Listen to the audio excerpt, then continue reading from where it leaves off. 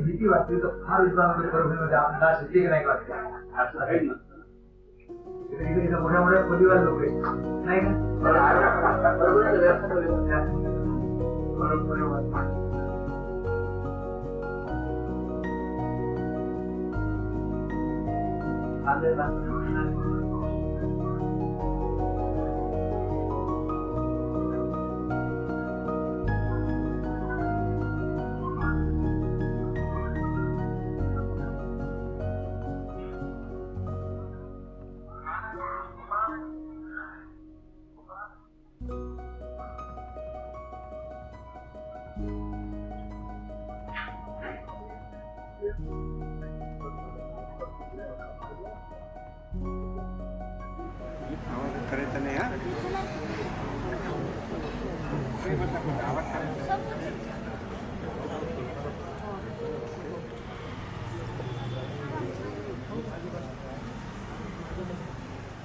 नित्यप्रमाणे होणाऱ्या हनुमान चालीसेला आज आदरणीय वेदमूर्ती ज्योतिरत्न सगळ्यांचे आदरस्थान असणारे संतगुरु असोलेकर गुरुजी यांचं आगमन झालेलं आहे.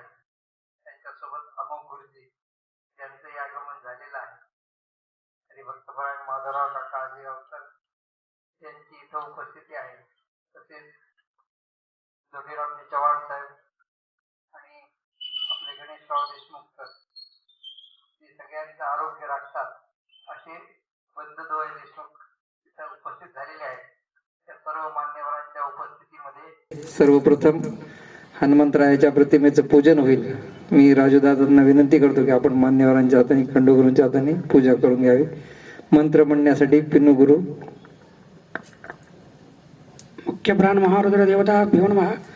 अथ ध्यानं मनोजवं मारुततुल्य वेगं जितेन्द्रियं बुद्धिमतां वरिष्ठं वातात्मजं वानरयूत मुख्यं श्रीरामदूतं शरणं प्रपद्ये. मुख्य प्राण महारुद्र देवताभ्यो नमः. सकल पूजार्थे गंधपुष्पैः सम्पूज्य धूपं दीपं परिकल्पयामि. मुख्य प्राण महारुद्र देवताभ्यो नमः. वनस्पतिरसोद्भूतो गन्धाढ्यो गन्धोत्तमः आग्रेय सर्वदेवानां धूपोऽयं प्रतिगृह्यताम्. पुष्पमालां समर्पयामि माल्यादीनि सुगन्धीनि मालत्याग्निः प्रभोमयानि तानि पूजार्थं पुष्पाणि प्रतिगृह्यतां. महारुद्रदेवताभ्यो नमः. पुष्पमालां समर्पयामि. मुख्यप्राण महारुद्रदेवताभ्यो नमः. धूपम् अघरापयामि. दीपं दर्शयामि. नैवेद्यं गृह्यतां देव. भक्तिमे चलं गुरु. ईप्सितं मे वरं देहि. पवित्रे च पराङ्गते. शर्कराखण्डखाद्यानि दधिक्षीर मृतानि च आहारं भक्ष्यभोज्यं च नैवेद्यं प्रतिगृह्यतां. व्रतं त्वा सत्येन परिषिञ्चामि. धेनुमुद्रां प्रदर्श. मुख्यप्राण महारुद्रदेवताभ्यो नमः. शर्करा नैवेद्यं समर्पयामि. नमस्कारं करोमि. महारुद्र अवतारः सूर्यवंशे अनादिनाथ पूर्णतारावयासी. असा चैत्र पौर्णिमेचा जन्म झाला. नमस्कार माझा तया मारुतीला. महारुद्र भगवान की जय. महारुद्र भगवान की जय. श्री गुरुचरण सरोज रज निज मन मुकुर सुधारे. वर्णौ रघुवर विमल यश जोदायक फलचारि.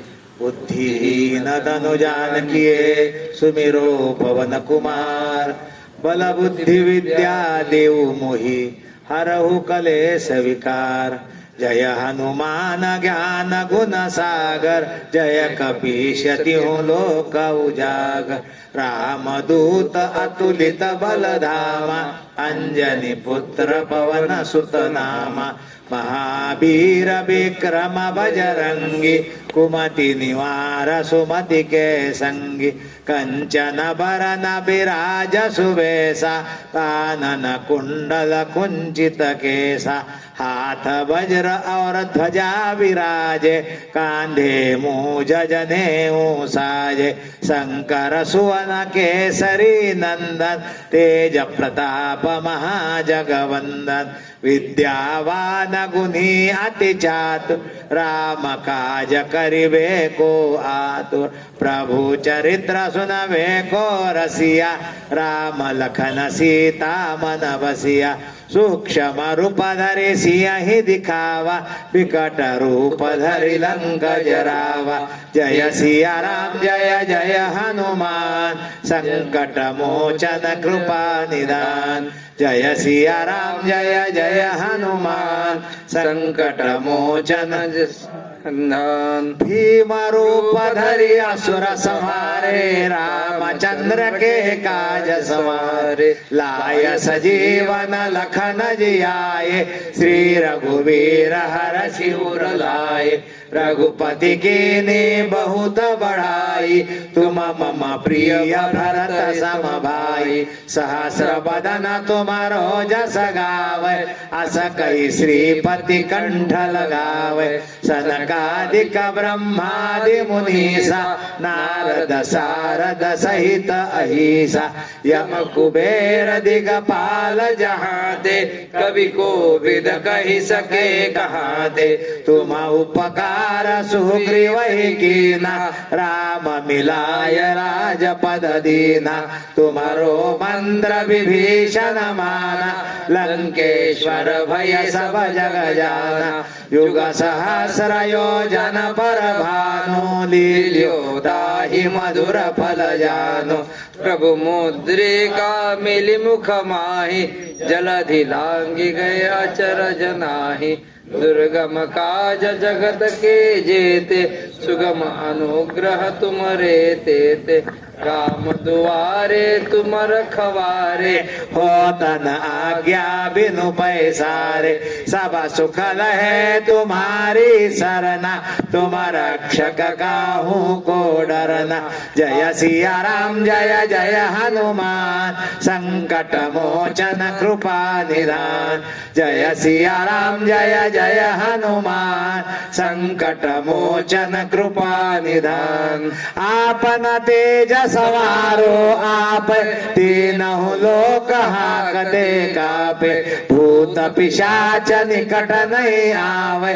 महावीर जब नाम सुनावे नासै रोग हरे सब पीरा जपत निरंतर हनुमत वीरा संकट से हनुमान छुड़ावे मन क्रम वचन ध्यान जो लावे सब पर राम तपस्वी राजा तिनके काज सकल तुम साजा और मनोरथ जो कोई लावे सोई अमित जीवन फल पावे चारों युग पर ताप तुम्हारा है पर सिद्ध जगत उजियारा साधु संत के तुम रखवारे असुर निकंदन राम दुआरे जय सिया राम जय जय हनुमान संकट मोचन कृपा निधान जय सिया राम जय जय हनुमान संकट मोचन कृपा निधान अष्ट सिद्धि नव निधि के दाता असवर दीन जानकी माता राम रसायन तुम्हारो पासा सदार हो रघुपति के दासा तुम्हारो भजन राम को पावे जन्म जन्म के दुख बिसरावे अंत काल रघुवर पुर जाई जहाँ जन्म हरि भक्त कहाई और देवता चित्तन धरई हनुमत से ही सर्व सुख करई संकट कटे मिटे सब पीरा जो सुमिरे हनुमत बलबीरा जय सिया राम जय जय हनुमान संकट मोचन कृपा निधान निधान। जय सिया राम जय जय हनुमान संकट मोचन कृपा निधान। जय जय जय हनुमान गोसाई कृपा करहु गुरुदेव की नाई। जो शत बार पाठ कर कोई छोटई बंदी महासुख होई। जो ये पढ़े हनुमान चालीसा होय सिद्धि साखी गौरीसा। तुलसीदास सदा हरि चेरा कीजे नाथ हृदय मडेरा। जय सिया राम जय जय हनुमान संकट मोचन कृपा निधान। जय सिया राम जय जय हनुमान संकट मोचन कृपा निधान। पवन तनय संकट हरण मंगल मूर्ति रूप। राम लखन सीता सहित हृदय बसो सुर भूप। सियावर रामचंद्र की जय। उमा सुत हनुमान की जय। उमापति महादेव की जय। रमापति रामचंद्र की जय। बोलो रे भाई सब संतन की जय। रुद्र हनुमान की जय. आपल्या नित्याच्या या उपासनेमध्ये आपण दर एकादशीला 11 हनुमान चालीसा पाठ आणि 1 रामरक्षेचा पाठ आणि त्यासोबत एका संतांचं दर्शन असा हा योग चौधरी परिवारामुळे येत आहे. संत चरण रज लागता सहज वासनेचे बीज जळून जाय. मग राम नामी उपजे आवडी सुख घडोघडी वाढू लागे. तर सुख जर सारखं साधायचं असेल, आपण म्हणतो ना व्यवहारामध्ये नित्य सुख कोणाला भेटत नाही, पण जर खरं सुख नित्याने भेटायचं असेल, नेहमी भेटायचं असेल तर सदा संतापाशी जावे. आणि संत जर येत असतील तर त्यांच्यासारखं नामस्मरणाची गोडी आणि त्यांच्यासारखा आनंद दुसरीकडे कुठं भेटत नाही. आणि इथं तर म्हणजे दुग्ध शर्करा योग आहे की नामस्मरणही घडतं आहे आणि एकेका संतांचं आपल्याला दर्शनही होत आहे. तर त्याच परंपरेमध्ये आज आपल्याला ज्योतिर्वेद वेदशास्त्र संपन्न मराठवाड्याचं भूषण असणारे खंडूगुरु आसुलेकर यांची उपस्थिती आज लाभलेली आहे. तसेच आपलं आरोग्य राखणारे परभणीतील जणू काही वैद्य तर आहेतच, पण वैज्ञानिकही म्हणलं तर वावगं ठरणार नाही असे आमचे गणेशराव देशमुख साहेब पण इथं उपलब्ध झालेले आहेत. तर आपण या दोन्ही मान्यवरांचं मनोगत थोडं ऐकल्याशिवाय आपलंही मन भरणार नाही. तर मी सर्वप्रथम डॉक्टर गणेशराव देशमुख यांना विनंती करतो की आपण इथं 2 शब्द मनोगत व्यक्त करावं.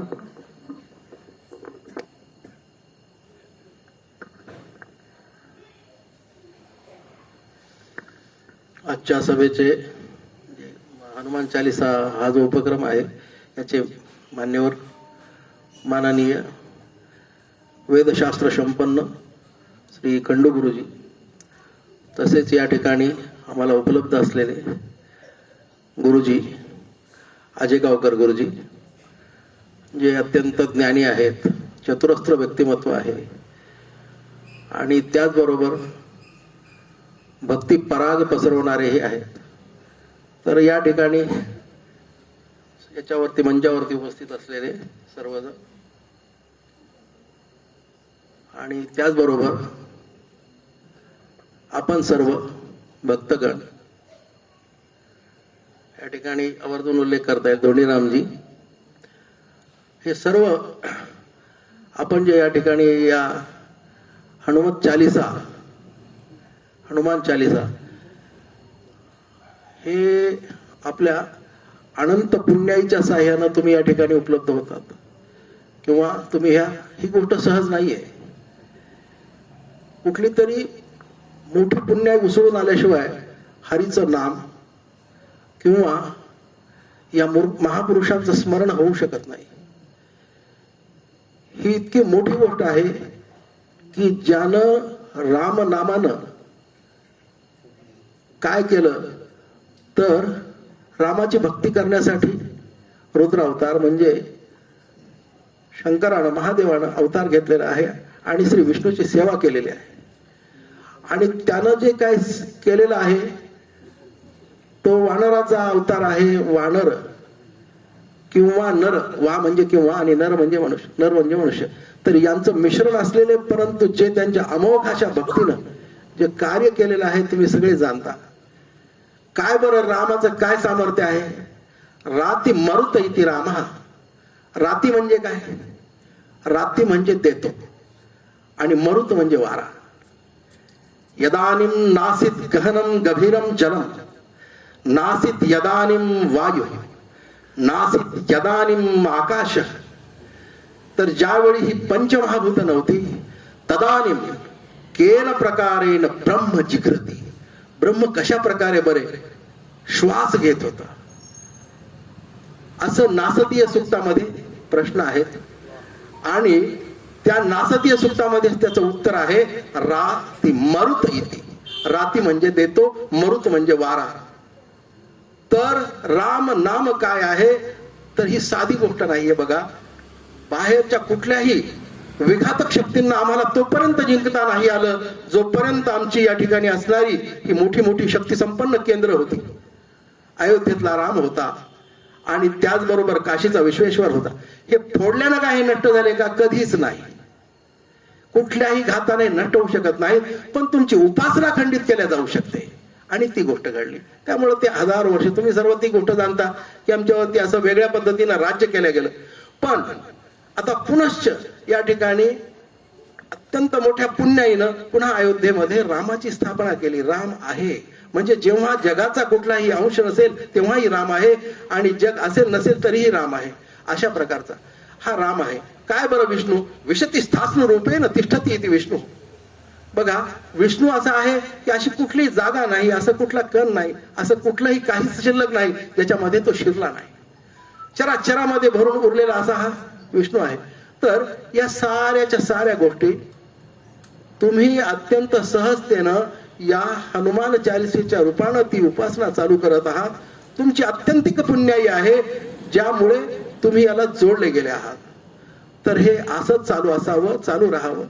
सांगण्यासारख्या खूप गोष्टी आहेत, पण सगळ्याच्या सगळं वेळेच्या अभावी आपल्याला इथं काही घेता येणार नाही. थोडक्यात मी तुम्हाला एवढं सांगतो की तुमच्या महत्पुण्याईनं तुम्ही या गोष्टीला जोडले गेलेले आहात.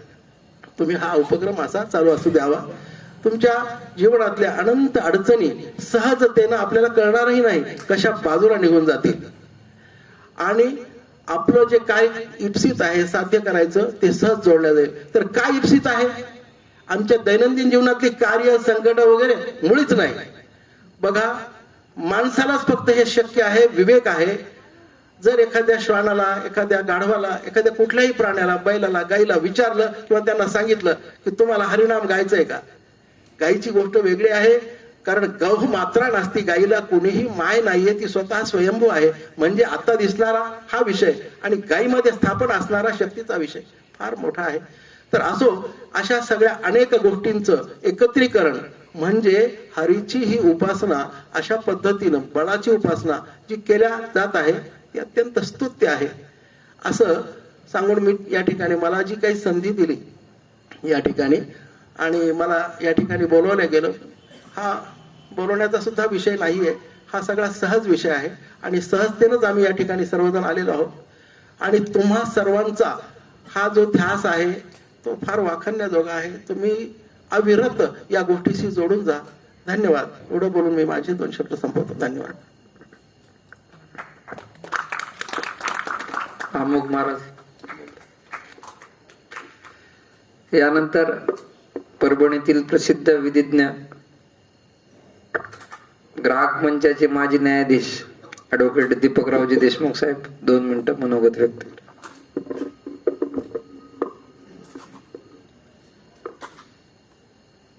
व्यासपीठावरील मान्यवर आदरणीय खंडुगुरू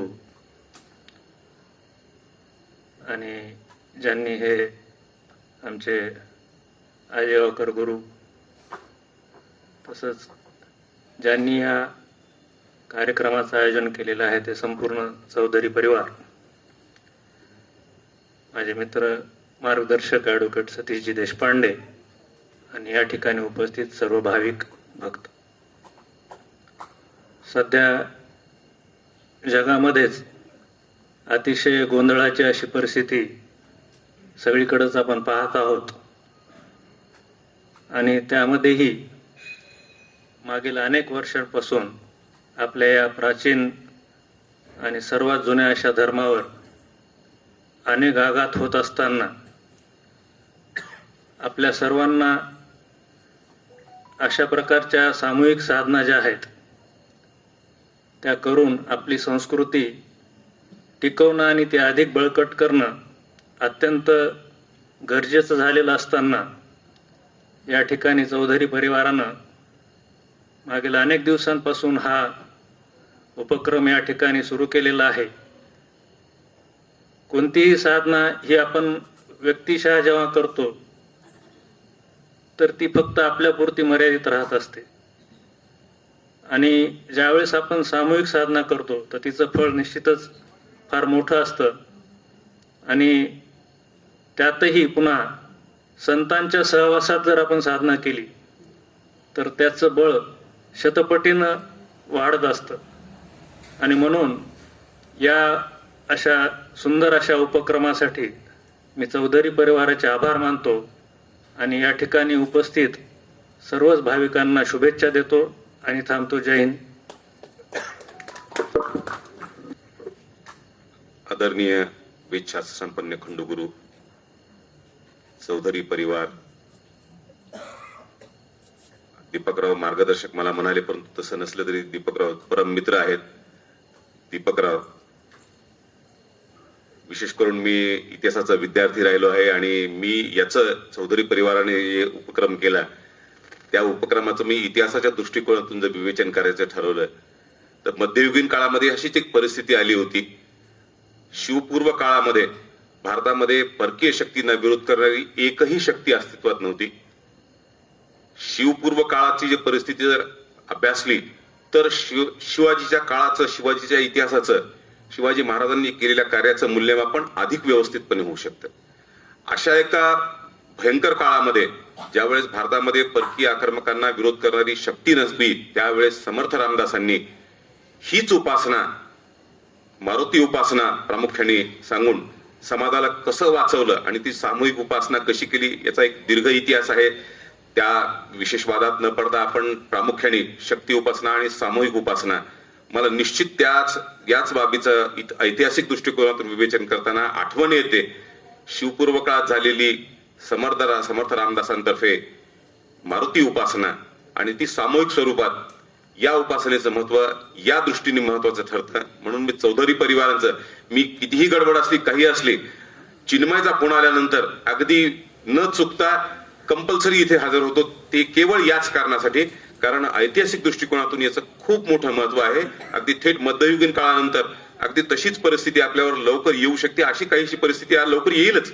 आपण जी डेमोग्राफिक बदलामध्ये आता जात आहोत, संख्या बदलाचे समीकरण जे आता समोर येत आहेत, त्याच्यानंतर ज्याला इतिहासाचं थोडं बहुत जरी ज्ञान असेल त्याच्या लक्षात येईल की आपण किती गंभीर परिस्थितीला समोर तोंड देणार आहोत. या दृष्टीने ही सामूहिक उपासना अशा पद्धतीने व्हावी याच्यासाठी मी चिन्मयचं विशेष करून, मी इव्हन राजीवजींना देखील सांगितलं होतं की तुमच्यासाठी आलो नसतो पण चिन्मयचा फोन आला की येतो मी.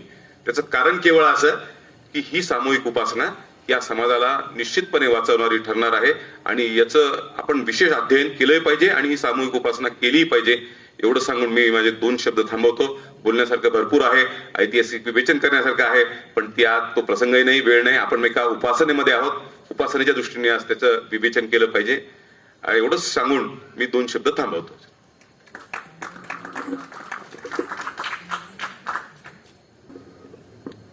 आदरणीय व्यासपीठ, वेदमूर्ती खंडू गुरुजी, आजेगावकर गुरुजी आणि प्रमुख डॉक्टर गणेश देशमुखजी आणि आपण सर्व भक्तगण, माता भगिनी, उपासनेचं रहस्यात्मक विवेचन तर करण्यासारखं म्हणजे माझ्याकडे काही नाही, परंतु उपासना कोणती असो, एक इष्ट आहे हनुमंत आणि ते चिरंजीव आहेत आणि ते आहेतच. आणि हनुमंताच्या उपासनेशिवाय हा भवसागर तरुण जाणं अशक्य आहे. कारण रामानं पण रामासाठी जे गुरु आलेले आहेत, शिवाचं जे अवतार आहे, हनुमंताचं जे रूप आहे ते रामासाठी हरी आणि हर हा नियोजन आहे. आणि हे गुरुसाठी शिष्य आणि शिष्यासाठी गुरु. आणि गुरु एवढं मोठं काही नाही. ह्या उपासनेला अनुसरून एकच सांगायचंय की आपल्या गुरुच्या चरणी लीन राहून ही उपासना केली तर याच्यावर सहज आपण योग्य पद्धतीनं आरूढ होऊन हा भवसागर तरुण जाऊ शकू. गुरुमंत्र अनुग्रह हे होतात, पण गुरुचरणी लीनता येत नाही. आणि लीनता जेव्हा येईल तेव्हा जसं हनुमंताने रामाच्या चरणी लीन राहून ते पद प्राप्त केलं, त्या दासाचं स्मरण करून मला एवढंच सांगायचं की हनुमंत हे खूप मोठे भक्त आहेत, दास आहेत, आणि ते आपल्या इष्टासाठी इथं आलेले, त्यांचा अवतार झालेला आहे. आणि त्यांनी दाखवून दिले की दास भक्ती ही सर्वश्रेष्ठ आहे. आणि या भक्तीनं हा भवसागर तारून प्रत्येक जीव जाऊ शकतो. आणि आपल्या कसं आहे की आपल्या म्हणजे घर बांधतो आपण, हे आपलं घर आहे ना, ही चेतना आहे ना आपली, ही पारतंत्र्यात आहे, ती स्वतंत्र नाही आहे. त्याला स्वतंत्र करण्यासाठी रामनामा एवढं काही मोठं नाही आहे. आणि हनुमंताने हे आपल्याला सांगितलेलं आहे, तशा पद्धतीने त्यांनी अनुकरण करून दाखवलेलं आहे. याच्यापेक्षा मोठं का नाही. मला 2 शब्द सांगण्याचं इथं भाग्य लाभलं. चिन्मयनी मला बोलवलं त्याबद्दल त्यांचे धन्यवाद. आपल्या सर्वांचे धन्यवाद.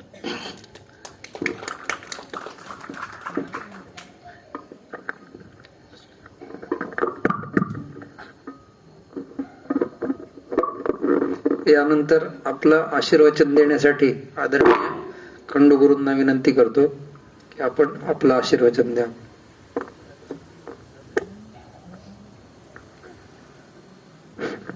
गुरुर्ब्रह्मा गुरुर्विष्णू गुरुर्देव महेश्वरः गुरु साक्षात परमब्रह्म तस्मै श्री गुरवे नमः. उपस्थित संत महंत आदरणीय व्यासपीठ पूज्य पिनुगुरु डॉक्टर साहेब जी महाराज आणि उपस्थित सर्व भक्तगण, आपण सगळेजण या ठिकाणी अत्यंत भक्तीने येतात हे सगळ्यात महत्वाचं आहे. कारण काय, या धगधगीच्या काळामध्ये कुणाला काही वेगळं वेळ द्यायला वेळच नाही. प्रत्येक जण एका विशिष्ट गोष्टीच्या मागे लागलेला आहे. तो पळतच राहतो. तो कशाच्या मागे लागलेला आहे? फक्त सुखाच्या मागे लागलेला आहे. सुख म्हणजे काय? मग सुखाची व्याख्या खूप लोकांना माहितच नाही. सुख म्हणजे काय, दुःख म्हणजे काय. शास्त्र म्हणते अनुकूल वेदनीय सुख. माणसाच्या मनाला अनुकूल घडणाऱ्या घटना म्हणजे सुख. बरोबर आहे ना? विरुद्ध प्रतिकूल वेदना दुःख. प्रतिकूल वेदना म्हणजे दुःख असतं. पण हे सुख कसं मिळावं? सुख सगळ्याला पाहिजे हो.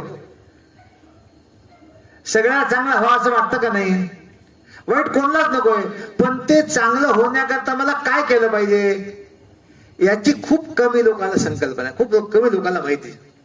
तर हे जे सुख आहे, आपण जर देवाला पाया पडलो, मला काही मागायचं नाही म्हणलं, इतकं म्हणतो देव आम्हाला सुखी ठेव, एवढं म्हणतो का नाही?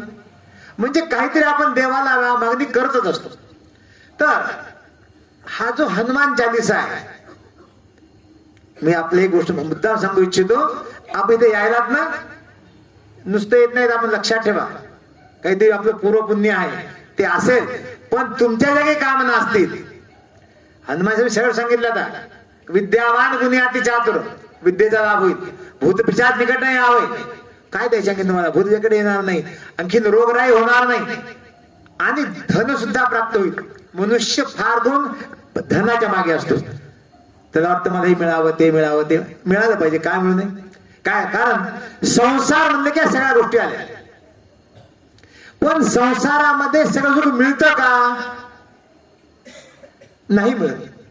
कारण शास्त्र म्हणते संसार सागर दुःखम तस्या जागरे जागरे. संसारामध्ये सागर इतके दुःख आहेत. जन्म दुःखम, जरा दुःखम, नित्य दुःखम, पुन्हा पुन्हा. जन्मताना दुःख आहे, मरताना दुःख आहे, वाचताना एक दुःख आहे का? लहान सगळे दुःख वेगवेगळे आहेत. हे सगळे असताना आपण संसार करतो का नाही? करतोच. कसा करतो? आपण बाजारामध्ये भाजी आणण्याकरता गेलो, अनेक भाज्या घेतल्या, मध्ये आपल्याला कारलं दिसलं, कारलं आणलं आपण. आपल्याला माहिती आहे का कारलं कडू आहे म्हणून, तरी आणलं आपण. चिरला त्याला, काही मीठ लावतात, काय केलं, अनेक जेव्हा संस्कार केले, मसाला टाकला, तेल टाकलं, शेवटी खाल्लं. कसं लागलं ते? कडूच लागलं. असा जो संसार आहे, त्याच्यामध्ये मुलं आहेत, बाळ आहेत, नवरा आहे, आई आहे, बाप आहे, धन आहे, गाडी आहे, शेवटी कसं आहे ते? संसार दुःख मूळ चहूकडे इंगळ. मग या सगळ्या गोष्टीमध्ये मला कोणी सुख लागेल का नाही लागणार? मला मनशांती नको का? मग मला मनशांती मिळाली पाहिजे. कारण मन असा एक इंद्रिय आहे, मन एव मनुष्यानाम कारणम बंध मोक्षयो. माणसाचं मन हेच बंधनाला किंवा मोक्षाला कारण आहे. कारण मनःष्ठान इंद्रियाने प्रकृती स्थानी कर्षती. सगळे आपल्या शरीरावर मनाचा सगळ्यात मोठा दाब आहे, लक्षात ठेवा. मनाला इतका महत्व सांगतो तुम्हाला. समजा तुमच्या मनात इथं यायचंच आहे, मला घरी अनेक लाख काम असतील, तुम्ही टाकून इथे येत असता, तुम्हाला यायचं नाही. चौधरी म्हणजे हो तुम्ही या की हनुमानला, उद्या सांगता काय करू, आलं असतं हो, पण ते मुलगा ट्युशनला जायचा होता, हे असं व्हायचं होतं. याला म्हणतात शरीर आणि कर्म करणे. मनाने म्हणजे अनेक टाकून इथे येणे आणि या भक्ती रसामध्ये डुंबून जाणे. भक्तिरस, भक्ती ही अनेक वेळा सांगितलेले, नारद भक्त सांगितलेले, सा परम प्रेम रूपा अमृत स्वरूपाची. कशी असावी ती? अमृत रूप असावी. याकरता भक्ती करताना मला पाहिजे असं म्हणूच नका. परमात्माला आपल्या द्यावा असं वाटलं पाहिजे, आणि तो देण्याकरता हनुमंत तयार आहे. कारण तो कोणाचा शिष्य आहे? तो रामाचा शिष्य आहे. काय नाही हनुमंताजवळ वाऱ्यासारख्या व्यक्ती शहरामध्ये आहे ना. पुन्हा बुद्धिमतां वरिष्ठम, सगळ्यात श्रेष्ठ बुद्धी ते हनुमंताकडे. एकदा काय झालं, रामचंद्र रावणाला वध करून आले, अयोध्येमध्ये आले, आणि नंतर असे मोठी विद्वत सभा बसली सगळी. अशी सभेमध्ये अनेक विद्वान बसले होते, मोठे मोठे ऋषी बसले होते, सगळे मोठे राजे बसले होते, आणि त्यांची चर्चा चालली. अशी रामचंद्र राजे बसले होते, माता सीतामाई बसल्या होत्या, लक्ष्मण होते, समोर हनुमंत बसले होते. सगळी चर्चा चालली, परमात्मा कसा आहे, देव कसा आहे. कोणी म्हणते निर्गुण आहे, तो निराकार आहे, असा अनेक शास्त्रीय चर्चा झाली. त्यांच्या ते घटपटाचं त्यांचं तत्व चालायला लागलं. हनुमंत हसायला लागला. ते म्हणले ही लोक पडली, पण ही आणखी कळल्या गेली नाही. याने ज्ञान आहे यांच्याकडे, पण ज्ञानाचा अर्थ आणखी कळालाच नाही. का नाही कळाला? अहो तो परमात्मा समोर बसलेला आहे, तुम्ही याची काय चर्चा करता? राम तुमच्या समोर आहे समोर रूपानं, ते सोडून दिलं तुम्ही, आणि तुम्ही विनाकारण चर्चा करायला लागलात. असं अलौकिक ज्ञान, अलौकिक शक्ती त्या हनुमंतामध्ये आहे. आता मी माझ्याकडे गेलो करता खूप लोकांना हनुमान उपासना सांगतो, बरोबर आहे ना, आणि अनेक काळ त्याची फायदा झालेला आहे. ज्या माणसाला जर समजा कारागृह झाला असेल, तो जर बंधनामध्ये असेल, तो बंधन सुटलेला आहे. पैसा असणे बरं का, चोरी करून असं नसतं बरं का. हो, नाही तर मी आता एखादा खून केला, आम्ही सुटलो पाहिजे, मी 100 हनुमानचे असं म्हणतो, असं मात्र नाही. काही नसताना, जर माझ्यावर काही दोष नसताना जर मला काही झालं असेल, तर मी त्यात सुटलोच पाहिजे. जो शतबार पाठ कर कोई छूटई बनले महासुख होई. अशी ताकद त्या हनुमान चालीसामध्ये आहे. इतकंच का, नासे रोग हारे सब पीडा, अनेकाच्या पीडा याच्यामुळे दूर झालेल्या आहेत. माझ्याकडे एक व्यक्ती आली होती, मुलगी होती 10-12 वर्षाची, तिला पिशाच बाधा झाली. मी इथं 12 होतो कार्यक्रमामध्ये, तिथे ते आल्यानंतर ते मुलीचे वेळ आले, म्हणजे असं झाले. 12-13 वर्षाची मुलगी मराठी समाजामधून, आपल्या याच्यामधून, हिंदू मधून, ते लगेच हिंदी बोलायला सुरुवात केली, उर्दू मध्ये बोलायला लागले. कोण आहे तुम? कोण हो? मैं अजीज हूं. अजीज? तिला मी जवळ बसवलं, मग तू अजीज आहेस का? हरकत नाही. मला सांगितलं बस म्हणलं हनुमान जायचं साहेब दोन पाणी शिंपड त्याला 5-10 माती असं माझं म्हणायला लावला 5 सेकंद मुली उठून उभा राहिली नंतर 60 नमस्कार घातला. हा चमत्कार कशाचा आहे? त्या मंत्राचा आहे. कारण मंत्राधीनांच्या दैवतम, मंत्राच्या अधीन दैवत आहे आणि ते दैवत माणसाचं काम करतच असतं. फक्त त्यात काय पाहिजे? आपली श्रद्धा पाहिजे, आपली भक्ती पाहिजे, आपण मनपूर्वक त्याला शरण गेलं पाहिजे. एक लक्षात ठेवा, हनुमंताला जास्त महत्व काय? तो चिरंजीव म्हणून आहे का? बाकी 6 जण आणखी त्यांना काय महत्व नाही? अश्वत्थामा बलिर्व्यासो आहेत ते बाकी विभीषण आहे, याला एवढं महत्व का हनुमंताला? हनुमंत एक तर ब्रह्मचारी आहे. दुसरी गोष्ट, ज्यानं आपलं पूर्ण आयुष्य फक्त भगवत सेवेतच घातलं, काही मागितलं नाही कधी. त्यानं कुठलाही राजस्पार घेतला नाही कधी. त्यांच्यामध्ये ती अलौकिक शक्ती का उत्पन्न झाली? केवळ रामचंद्राचं दास्यत्व त्याने केले आणि त्यांना फक्त दास्यत्वच आवडत होतं. त्याला दास्य भक्ती असं म्हणतात की फक्त हनुमंतानं केली. अनेक प्रकारची प्रलोभन आली असताना सुद्धा ज्यांचं मन ढळलं नाही, ज्याने लोभ उत्पन्न झाला नाही, कधी मोह उत्पन्न झाला नाही, कधी दंभ झाला नाही, कधी अहंकार झाला नाही. विचार करा, 100 लांब असणार तो समुद्र एका ओला याच्यामध्ये उडून गेला का नाही? परी करतो कोणाला जाता आलं असतं का? ही कशाची शक्ती आहे? फक्त त्या रामाची शक्ती आहे.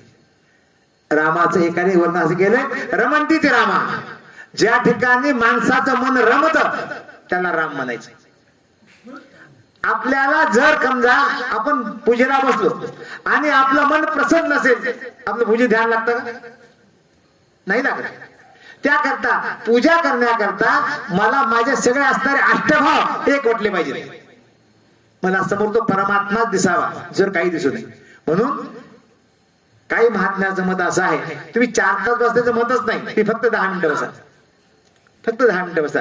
असं बसा तुम्हाला समोर काहीच नाही दिसलं पाहिजे, फक्त तो परमात्मा तो एवढंच असावं. समजा 5 मिनिटच करा तरी चालते, पण सगळं विसरून करा. तसं आपण करत नाही. आपण बसतो 1 तास बसतो, 1.5 तास बसतो, फोन आला की होऊन लगेच बोलायला लागतो, मी जपाते बरं का, थोड्या वेळानं बोलतो. असं बसावं. समोरचा असा देवघर असतं, बदला किचन ओटा असतो, बाई जप करत बसते असते, दूध सगळं दुधावर असतं, उठू जातं काही, उठू गेलं की उठायचं जायचं. हे नकोय आपल्याला. आपण ह्या गोष्टी करायला होत ना, त्या एकनिष्ठेनं करा. परमात्मा तुमच्या करताच आहे, लक्षात ठेवा. पण हे आपण म्हणतो मी इतके जप केले. आम्हाला एक जण भेटला, म्हणला गुरु मी 4 गुरुचरित्र केले. म्हणला अनुभव नाही. 4 गुरुचरित्र म्हणजे 4 पारायण नाही, म्हणजे 4 पोथ्या फाटल्या वाचता तरी आणखी अनुभव कसा आला नाही. अनुभव येण्याकरता आपलं सर्वस्व त्या परमेश्वराला अर्पण करावं लागतं, तर मग असे होत असतात. आमचं मत आहे, आमच्या बोलण्यापेक्षा ठेवू नका, तुम्ही कृती करून पाहायचा. खरं असं होतं का? असं असतं का? एक लक्षात ठेवा, माणसाला जर काही मिळतंय म्हणलं तर तो जास्त त्या गोष्टी करत असतो का नाही? इथं असं मिळतं बरं का, तो आवर्जून येतो. कारण शास्त्र म्हणते रोचनार्थ फलश्रुती. फलश्रुती फक्त माणसाला गोडी उत्पन्न करण्याका असते, रुची उत्पन्न करण्याका असते. लहानपणी एकूण शाळेत जात नाही. आई म्हणते बा आज जाय, मी 2 चॉकलेट देते, तरी जात नाही. तिला मी आज चांगला शूज आणते, मग काय करते? तरी रडत ते. तिला मी चांगला ड्रेस आणते, आपण नंतर सिनेमा जाऊ, मग काय हरकत आहे? ते मुलगा शाळेत जातो, गेल्यानंतर वापस येतो, ते नाही त्याला काय देते सांगा बरं? चॉकलेट देते का? नाही देत. शूज आणते का? आणत नाही. ड्रेस देत नाही. याचा अर्थ आईने त्याला फसवलं का? मुळीच नव्हे. कारण त्या मुलावर संस्कार व्हावे, त्या मुलाचा उत्कर्ष व्हावा, तो चांगल्या मार्गाला लागावा, हा एकच सदहेतू असल्यामुळे ती सगळी प्रलोभन देत असते. अशीच प्रलोभन आपल्या शास्त्रामध्ये फलश्रुती आहे. 1दा वाचा असू होईल, 4दा वाचा असू होईल, 10दा वाचा, याला फलश्रुती म्हणतात. ती फलश्रुती कशा करता असते? माझं मन त्या परमेश्वराकडे लागलं पाहिजे. माझे मन लागो तुझे पाहिजे, ते लागण्याकरता ह्या सगळ्या गोष्टी असतात. आणि काय सांगू तुम्हाला, आजचा असा पर्व काळ आहे. आज तर एकादशी, सगळ्यात मोठा पर्व काळ आहे, लक्षात ठेवा. एकादशा विशेषेण कर्तव्यम भोजनद्वयम. एक जण म्हणला एखादा विशेष आहे, दोनदा जेवा म्हणला, भोजनद्वयम. अर्थ तसा आहे त्याचा, एकादशा विशेषेण भोजना द्वयम कर्तव्यम. एका माझे दोन काम आहे. काय काम आहे? रात्र जागरण करूया, दिवाचे हरिकीर्तनम. रात्री जागरण करा आणि दिवसा हरिकीर्तन करा. याकरता एक प्रहर तरी आपण या गोष्टी करतो का नाही? 6 ते 9 हा एक प्रहर आहे संध्याकाळचा. या एका प्रहरात आपण हे भगवत चिंतन करतो, याला जागरणच म्हणायचंय. हे एकाच निमित्तानं होणारं सगळ्यात मोठं आहे.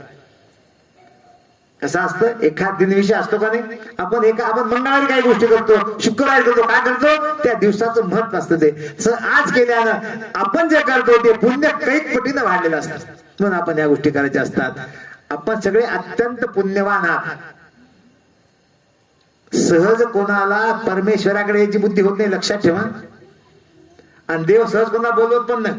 ते म्हणतो हे आला माझ्यावर, काय करू त्याला? कारण आपण जर त्याच्याकडे गेलो, जिम्मेदारी त्याच्यावर असते आपल्याला काय करायची ते.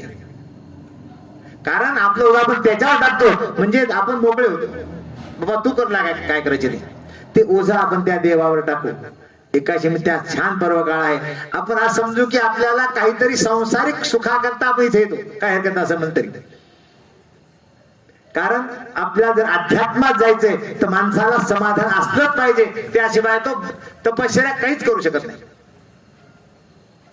जी माणसं अतृप्त आहेत अशांना कशातच सुख लाभत नाही. याकरता अगोदर मानसिक स्वास्थ्य मिळालं पाहिजे. म्हणून आमच्याकडे पूजवण्याचा संकल्प आहे, धर्म अर्थ काम मोक्ष चतुर्विध पुरुषार्थम अप्राप्त लक्ष्मी अप्राप्त्यर्थम आहे ना. सगळ्या गोष्टी मला मिळाल्या, ह्या सगळ्या मिळाल्या तर मग मी सुखी असतो आणि पुढे काम करायला सुरुवात करतो. त्या आपण सगळे आलात.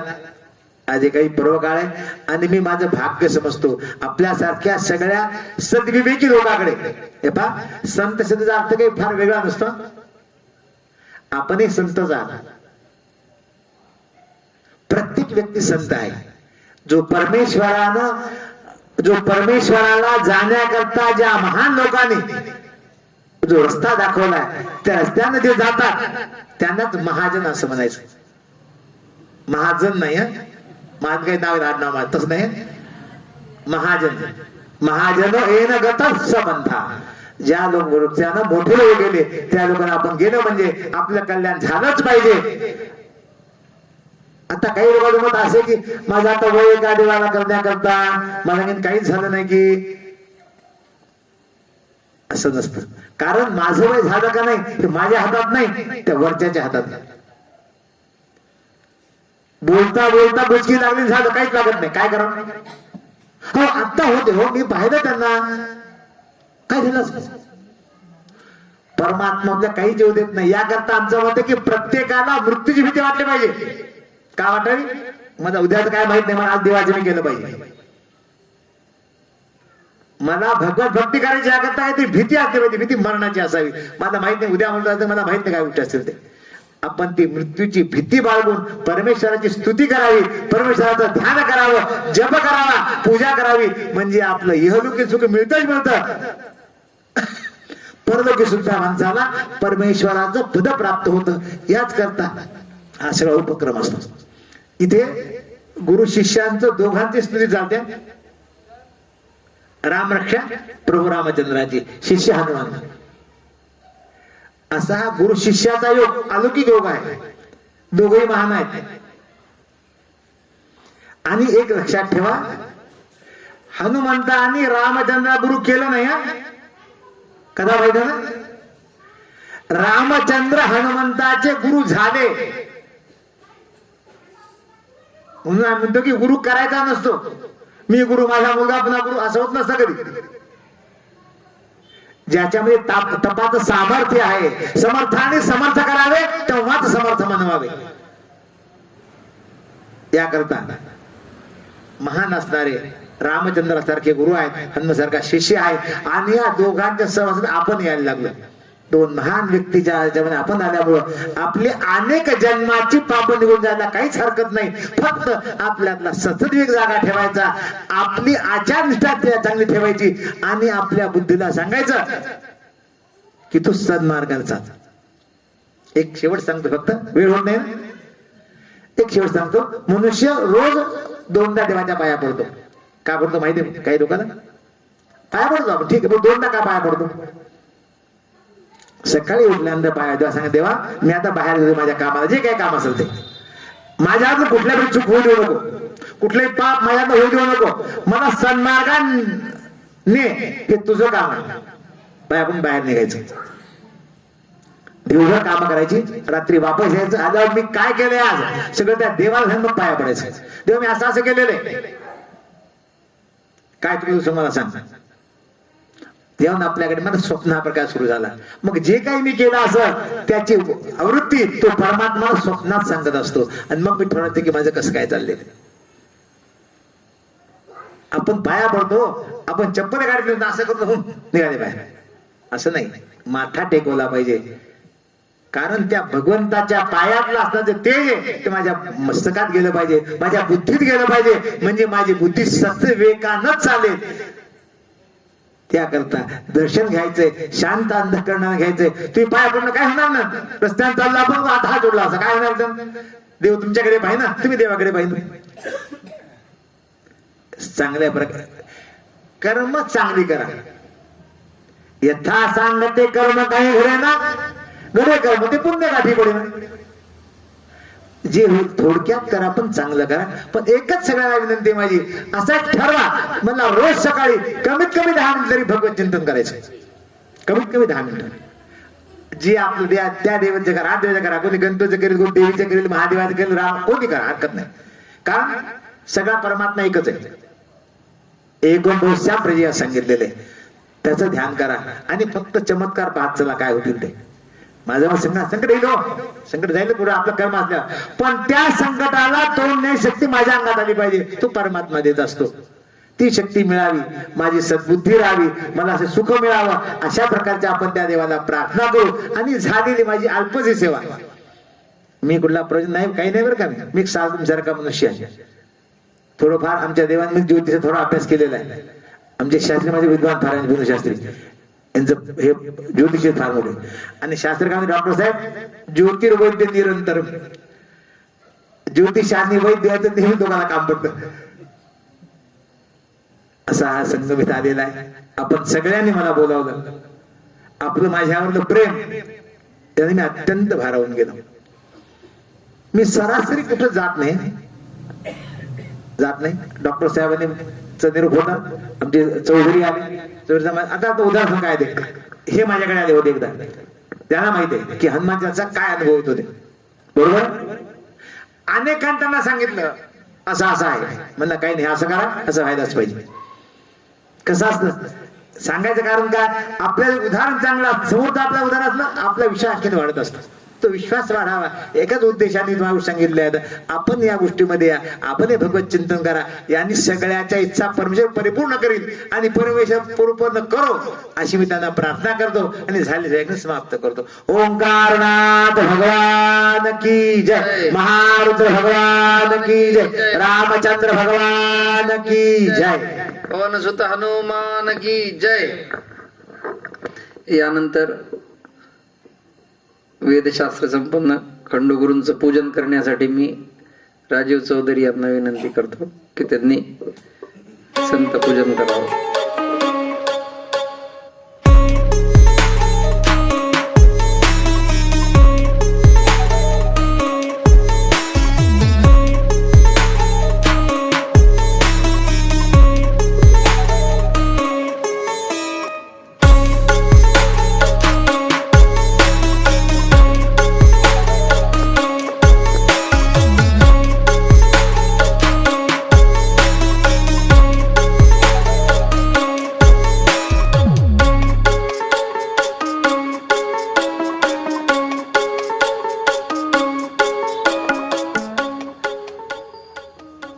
महारुद्र हनुमान की जय.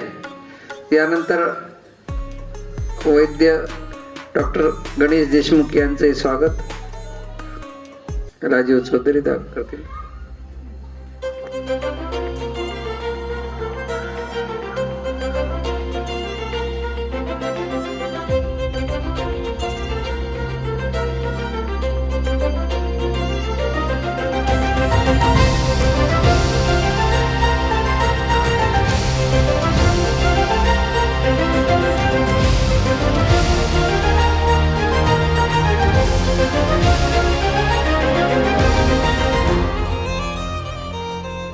जिल्हा परिषदेचे माजी अध्यक्ष सभापती धोंडीरामजी चव्हाण साहेबांचं इथं आगमन झालेलं आहे. त्यांनीही पूर्ण पाठाच्या उपासनेमध्ये आपला सहभाग उत्साहपूर्ण नोंदवला आहे. आज त्यांच्यासारखा आरतीला आपल्याला यजमान कुठं भेटणार आहे. तर धोंडीरामजी चव्हाण काकांना विनंती की आपण आरती करावी.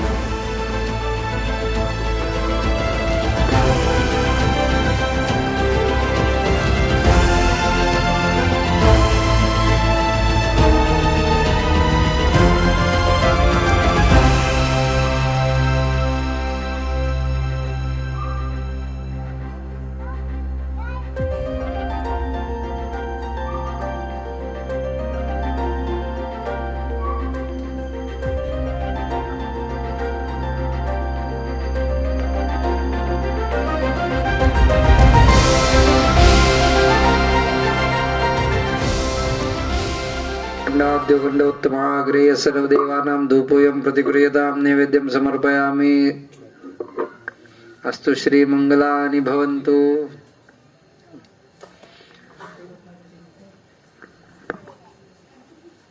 शर्करा खण्डखाद्यानि दधिक्षीरघृतानि च आहारं भक्षभोज्यं च नैवेद्यं प्रतिगृह्यताम्. श्री मुख्य प्राण महारुद्र देवताभ्यो नमो नमः. नैवेद्यं समर्पयामि.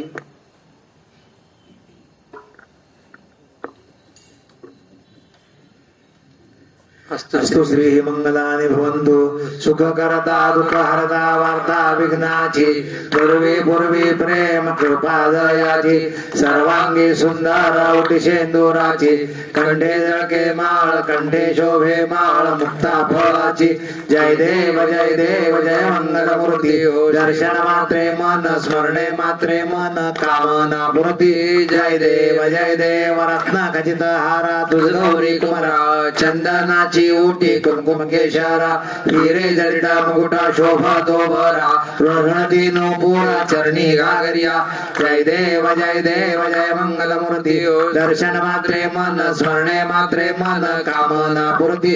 जय देव लंबोदर पीतांबर फणिवर वंदना सरळा सोंड वक्र तुंड त्रिनयना दास रामाचा वाटपा हे सदना संकष्टी पावावे निर्वाणी रक्षावे सुरवर गजवदना.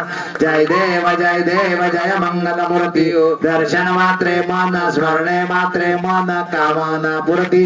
जय देव सत्राणे उड्डाण हुंकार वदनी कर्ण भूमंडळ सिंधूचे गगनी कडाडले ब्रह्मांड झाके त्रिभुवनी सुरवर निशाचर झाल्या त्यापणी. जय देव हनुमंता स्वामी महारुद्रा तुमचे निप्रसादे नभिकृतंदा. जय देव दुमदुमले पाताळ भिलापते शब्द कडकडला धरणी धर मांडीला खेद कडाडले पर्वाद उडगुन उच्छेद रामी रामदासा शक्तीचा शोध. जय देव हनुमंता स्वामी महारुद्रा तुमचे निप्रसादे नभिकृतंदा. जय देव महारुद्र भगवान की जय. रामचंद्र भगवान की जय. करुणावतारं संसारसारं भुजगेन्द्रहारं सदासन्नामोदयारविन्दे भवानी सहितं नमामि. मन्दारमालां लुतावकाय कपालमालां शेखराय दिव्याम्बराय दिगम्बराय नमः शिवाय. कर्पूरादिक्यदीपं समर्पयामि. यानंतर सगळ्यांनी शांततेमध्ये दर्शन घेऊन खंडोगुरूंच्या हाताने प्रसाद घ्यायचा आहे. खंडोगुरूंचे दर्शन होतं आणि त्यांच्या हाताने पेढ्याचा प्रसाद घेऊन मग आपापल्या स्वस्थानी जायचं आहे.